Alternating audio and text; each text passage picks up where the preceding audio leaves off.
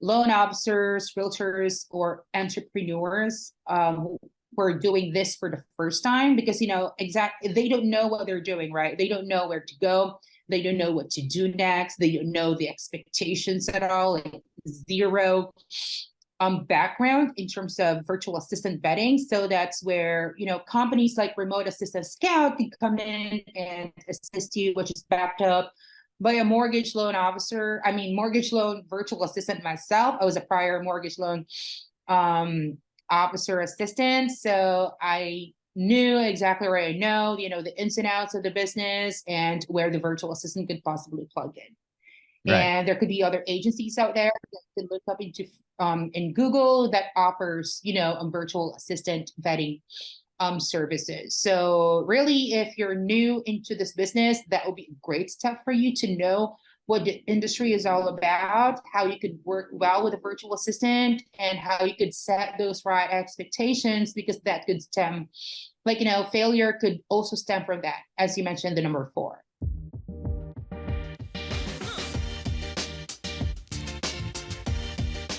Hello, hello, hello. Welcome to Loan Officer Growth, the podcast that helps loan officers grow their business, increase their success, and have more freedom.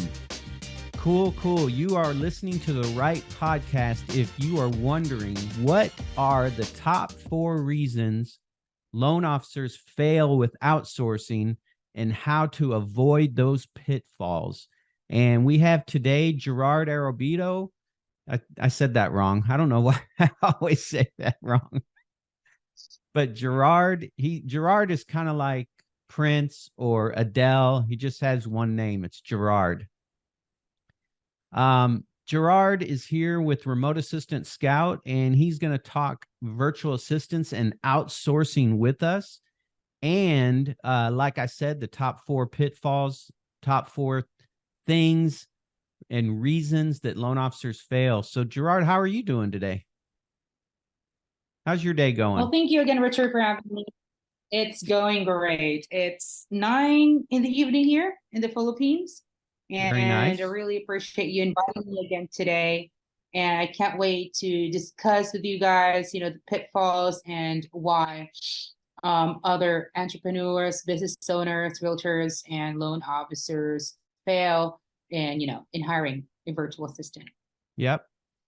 So let's just dive right in. So number one reason is loan officers fail is they hire the wrong person. You want to talk a little bit about that? Yes, but I just want to know, Richard, what is the wrong person for you? So how do you kind of describe it per se? So usually if we hire somebody, we have expectations on their performance. So we can rate them 1 through 10. You can't use 7. So 1 through 10, they would either rate an 8, 9, or a 10, or a 1 through 6. And we're rating their performance. But what we're really doing is we're looking at the results that they're giving. So if you have a new hire, you give proper training up front, you let them know what they need to do for the day in, day out, and then what those results need to be. So if we look, for example, we hire a virtual assistant to make outbound phone calls and set appointments with realtors. That's a really big strategy right now that loan officers are using. So let's say you have the virtual assistant working 2 hours a day, making those outbound calls. For that one particular strategy, the results that you expect should be anywhere from 8 to 12 appointments a week based off of the 10 hours that they're working. So really, on average, most loan officers will get an appointment an hour that a virtual assistant is making outbound calls.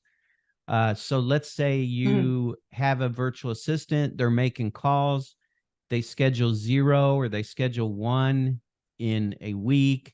You want to give them some ramp up time. So the first week is getting, used to the script and what they're doing and what they're performing. So then let's say 3-4 weeks go by and they're still not scheduling appointments. It looks to me like they have the wrong person. So So hiring the wrong person might be that you've gotten somebody with skills in other parts of the job. So Hmm. they might be really good at doing online work. They might be really good at social media, but not necessarily making phone Hmm. calls. So you get the wrong person, and it kind of leads right into number two is a loan officer fails at firing fast enough. And we don't necessarily. Yes.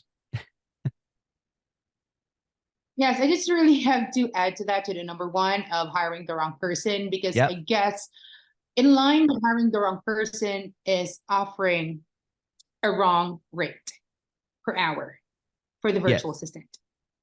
Because, for example, qualified outbound telemarketers or appointment setters in today's market really would range between $6 to $8 per hour. And, just basing on, our vetting and hiring experience, there would be clients who's kind of like, offering $5 per hour and yet expecting more out of the VA. So just really more of, having the wrong offer and the wrong expectations, because sometimes, the $5 person, their qualifications might not be, as similar or the same with those candidates asking for an $8 or $9 per hour rate.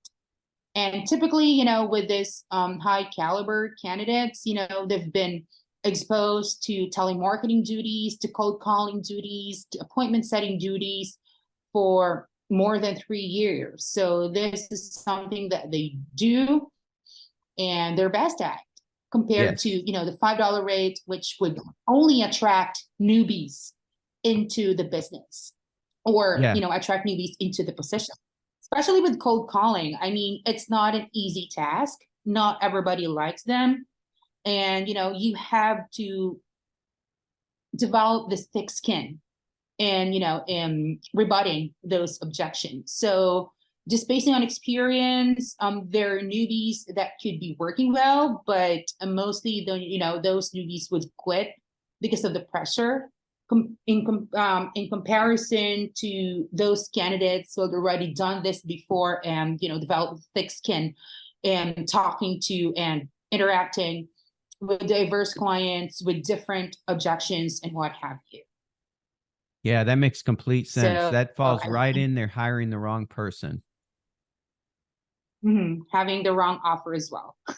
Yes. Well, that So that falls right within there. Yeah, because if your expectation is I'm going to get somebody new with a great attitude, it sometimes it works, but it always doesn't because yes. they don't have that Mhm. experience. Mhm. Well, actually, it does. It's always a risk whether you're going to be hiring, an experienced person or an experienced person. Again, as what you mentioned, it's really all about results. But the value that somebody would give you if you're, like offering a higher rate is that, as aforementioned, they're well versed with cold calling. They don't feel uncomfortable anymore in doing those cold calls for you and setting those appointments. It would be a lot easier for them to rebut those objections. And the training period, will be a lot shortened compared to working with newbies. However, just basing on our vetting experience, we've hired newbies who totally digged it, and we've had experienced people who are actually like just so in doing those tasks. So then again, this is a business risk that everybody is taking, just like hiring an in-house employee. Right. Exact same thing. And that's a whole nother subject, is treating your virtual just as you would with any in-house employee. Yeah. And another thing, though, hiring the wrong person, and I think this applies to those loan officers, realtors, or entrepreneurs who are doing this for the first time, because they don't know what they're doing, right? They don't know where to go. They don't know what to do next. They don't know the expectations at all, like zero. background in terms of virtual assistant vetting. So that's where, companies like Remote Assistant Scout can come in and assist you, which is backed up by a mortgage loan officer. I mean, mortgage loan virtual assistant myself. I was a prior mortgage loan officer assistant. So I knew exactly where I know, the ins and outs of the business and where the virtual assistant could possibly plug in. Right. And there could be other agencies out there that you can look up into in Google that offers, a virtual assistant vetting services. So really, if you're new into this business, that would be a great step for you to know what the industry is all about, how you could work well with a virtual assistant, and how you could set those right expectations, because that could stem, failure could also stem from that, as you mentioned, the number 4. And we can discuss about that later. Yep. So what are your thoughts? Let's say a loan officer hires the wrong person. The expectation was, I'm going to get somebody as cheap as I can get, $5 an hour, and they realize that they have the wrong person. What is that mistake number 2? Yeah, so actually our client base is kind of like diverse. So there are clients who would consider doing some warnings in terms of firing virtual assistant or replacing virtual assistant who actually didn't work out, or maybe they have issues in terms of their work ethics, work behavior. And we've had clients who would actually hire faster than anybody else. Right. If they encountered like just a minor issue, they would fire the person right away. And again, this business, since we are working remotely, I just have to go back into the fundamental basics of virtual assistant or working with virtual assistant, that this is remote and this is based solely on trust. So if you feel like you cannot trust the virtual assistant working for you and doing the results for you, and then perhaps it's really time to fire that virtual assistant right away. And as what you mentioned, Richard, before that, whenever firing comes to your mind, and then just execute it right away. Yeah, I think most loan officers have a big heart and they don't want, to fire somebody. It's hard to do. But I think holding on to that wrong person for a long period of time makes you feel like that it just doesn't work for me, or hiring people remote doesn't really work, when we know it does work very, very well for most people. So it is about, taking that step, making a business decision and getting the right person. Because honestly, when you have the wrong person, they don't feel they're in the right position either. And you're holding them back by holding on to them. Do you agree with that? Yeah. And yeah. And also, I just have to add that if ever this is your first time working with virtual assistants, right, you may ask, how do I know that I should fire them? Because technically you don't know how the system works, right? You really don't have an idea what are the standard operating procedures of working with a virtual assistant, what are the right expectations. And that's where we come in as well, because typically clients would ask for advice like, hey, Gerard, is this valid? Or Gerard, is this possible? Or is this normal? And that's where we come in and give it our advice that, hey, this is not totally okay. And we really suggest, replacing the virtual assistant. So there's a lot really of benefits of, of working with agencies, because at least they can give you like a head-on advice as to how you want to go, not just with working with virtual assistant, but how to not work with. Right. What are some of those red flags that people should take note on? Mm-hmm. Really is on the on responsiveness of the virtual assistant. Like, for example, we are working remotely. We are working on a different side of the world. So we are on an opposite time zone. So in Texas, it's 8:21 a.m. It's 9:21 p.m. here. So that's really the cons, because, at some point, you could typically ask, like, how do I know if the virtual assistant is really working? Well, aside from the fact that you could just barely or solely based on their results. But at Right. some point there could be some urgent tasks in between. Like, hey, like for example, hey VA, I need you to do this. Hey VA, are you there? So if you feel like the virtual assistant is unresponsive or not responding to you on a timely basis or in a timely manner, so that is 100% red flag. Because at the end of the day, we're just in front of our computer working, right? Right. Even if we have some tasks, doing some current tasks for clients. I mean, if they respond 3 hours or 4 hours later, and then that's a bad sign. Right. And that's with any employee, any team member. The expectation is to respond. Mhm. Yep. Any And other what are your red flags? experience, Richard? Red flag. Oh, working with virtual assistant. I mean, don't send advance money.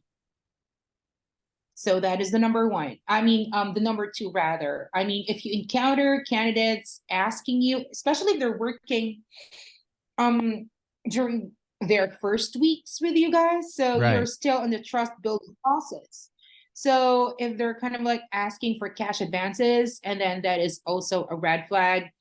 Or maybe you could consider, like, not necessarily helping them out, but you can just tell them that Oh, looks like we lost Gerard, and we will see if he gets back on.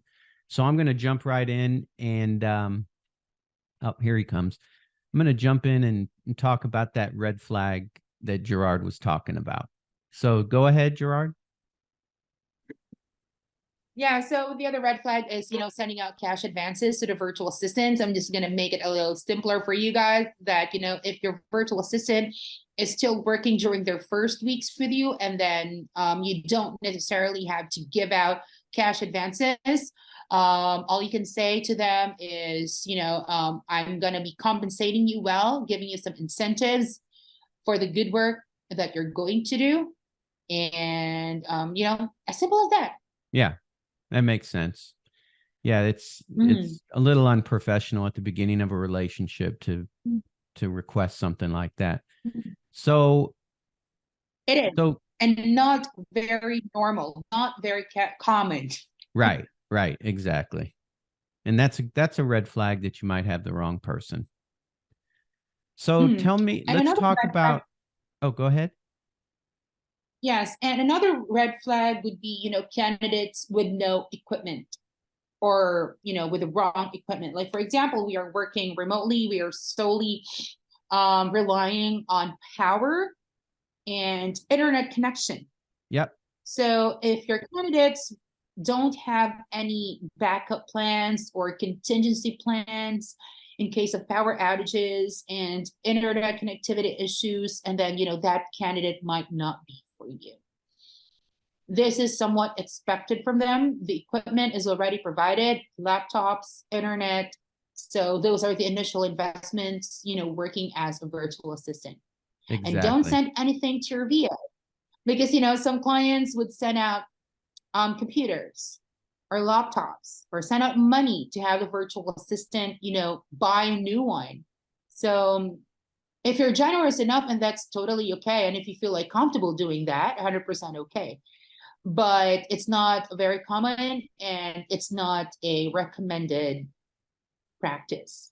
Yeah, and that falls right in as far as hiring the right person, because it's expected that they have all of those: great internet Mm. connectivity, power to where they're going to be working, have a contingency plan in case there is a storm that comes in, but they have some sort of plan, they have the right equipment. So yeah, that falls right within somebody that hires the wrong person, doesn't get rid of them quick enough, and then they fall right into that reason number three, which is they give up too easily. And so we've seen loan officers fall into these traps and then feel like, well, it just doesn't work. Having someone remote doesn't work, when it really does. It's just that they're giving up too quickly and too easily. It kind of reminds me of when I first hired a virtual assistant. I had an issue come up where the virtual assistant kept falling asleep. And so I gave her another Mhm. chance. She did it again. I gave her another chance. So I fell right within all of these biggest mistakes that loan officers have with outsourcing. Because number one, I hired the wrong person because she didn't have experience working Mhm. the graveyard shift. She didn't have experience doing the things that I wanted her to do. I didn't fire her Mhm. fast enough because she was not giving results. She was falling asleep. I had a big heart. I wanted to help her. And then giving up too easily, that's where I did not fail. So, but I see a lot of people fall within that trap where they realize or they feel like, yes, that's this isn't going to work for me. You know, she keeps falling asleep. VAs don't work from the Philippines, blah blah blah, and they have that fallacy and they give up too easy. So I didn't give up. I hired another one, had issues with that one, fired quickly this time, and then hired another one and got the unicorn. So giving up too easy, a lot of loan officers do that unless they utilize a service like Remote Assistant Scout where they can help prevent those mistakes from happening. Do you agree with that? Yes, and it's also really on the expectations on the client's end, because at the end of the day, hiring a virtual assistant is also like hiring an in-house assistant. It may work or it may not. Right. And if it doesn't, you just don't completely give up hiring an in-house assistant, right? You still keep looking. It's just the same thing of Exactly. working with, or firing an assistant and finding a new one. Yep. So similar idea. Very similar. Yeah. And you have to think about it that way too. There, the, a And remote, mhm, in terms of, giving up too easily. So there could be factors that would influence their decision that, hey, Richard, it's not really working, I'm gonna give up. Because maybe they don't have the time to vet another person, right? right. It's a busy week, it's end of the month, or I'm on holidays, so I really don't have the time. So, I'm just gonna let go and, just give up. So that's where agencies like Remote Assistant Scout could actually, come in and help you out, because whenever you feel like it's not really working out at all, if you're firing a candidate, you have a team or qualified team members that could help you out and finding a replacement, and finding a person that would actually work for you, because no system is perfect. Right. Even on ourselves, we are on the same page here. We expect the same level of professionalism and ethics from the candidates that we send clients to, right? So we are on the same page here. We are on the same team, and that is our goal of of really hiring somebody who's qualified for the job and would do great work for you. And really, just go back into the idea that sometimes that's a problem. Yeah, and that falls right within number four of the biggest failures that loan officers have hiring virtual assistants is they don't communicate proper expectations up front, and that that's exactly what you do with Remote Assistant Scout is you understand and you communicate the proper expectations from the beginning. And then once that loan officer does have that VA working for them, they've got to have those proper expectations. They've got to give them result driven activities that X amount of appointments a week, what's expected. So, and then proper expectations. You want to talk a little bit about that? Yes, proper expectations and more like realistic Yes. expectations. Because we kind of like follow a standard here. Like for example, whenever you do the Thor's hammer or the appointment setting with realtors, the standard here is really 10 to 15 appointments per week.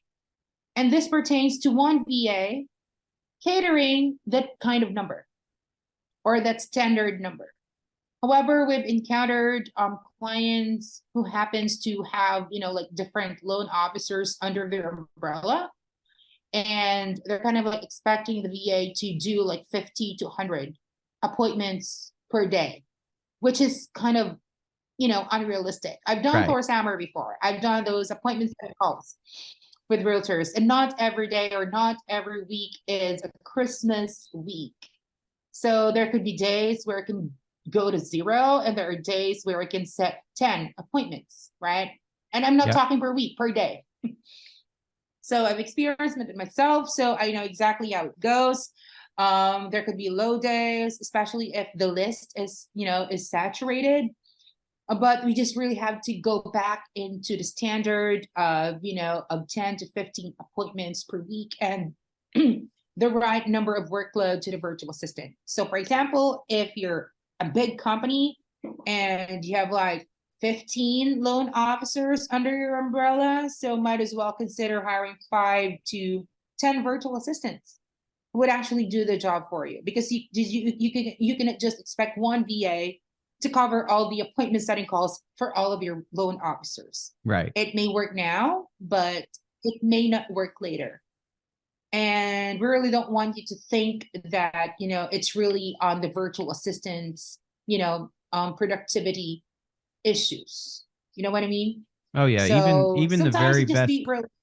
Yeah, the very best callers can get burnt out easy.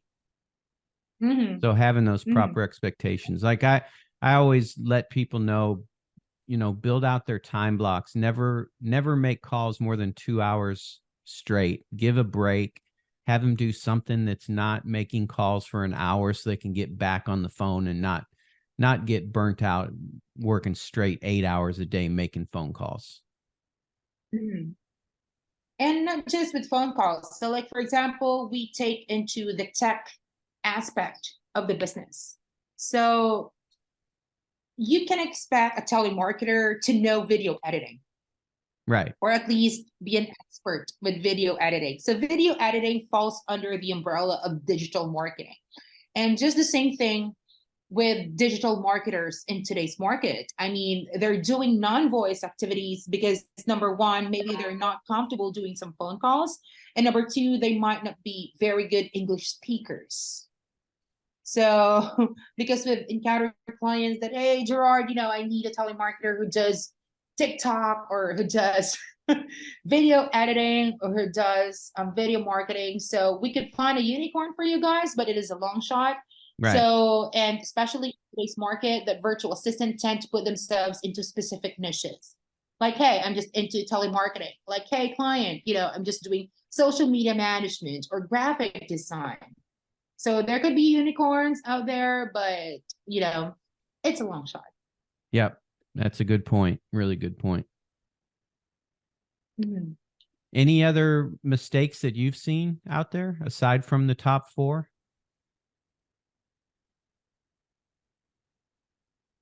Let me let That's me think okay. of that. So if a loan Those officer are is, the very common. yeah, very common.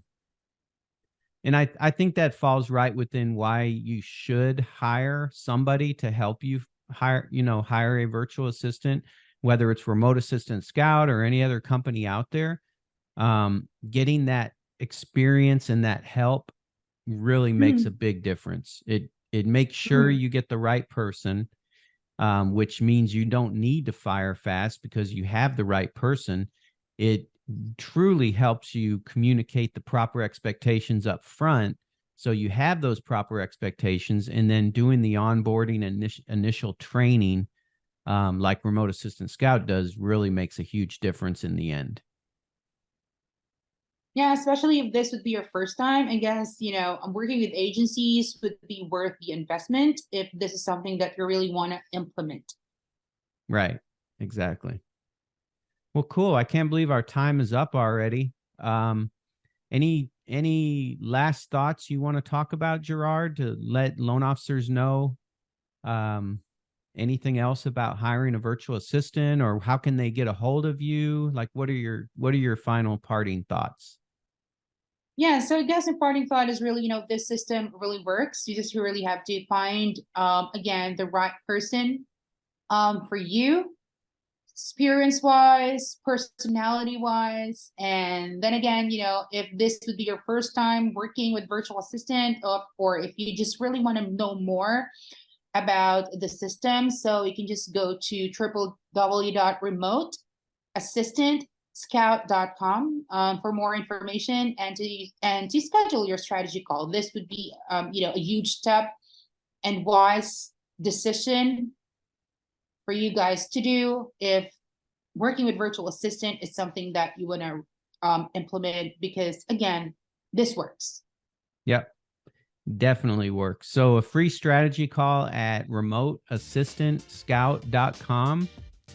We'll put the links below. So anybody wants to get a hold of Gerard or someone on the team, they are ready for you. So awesome. Thank you so much, Gerard. I appreciate you being on today. Thank you so much, Richard. Talk to you later. Okay.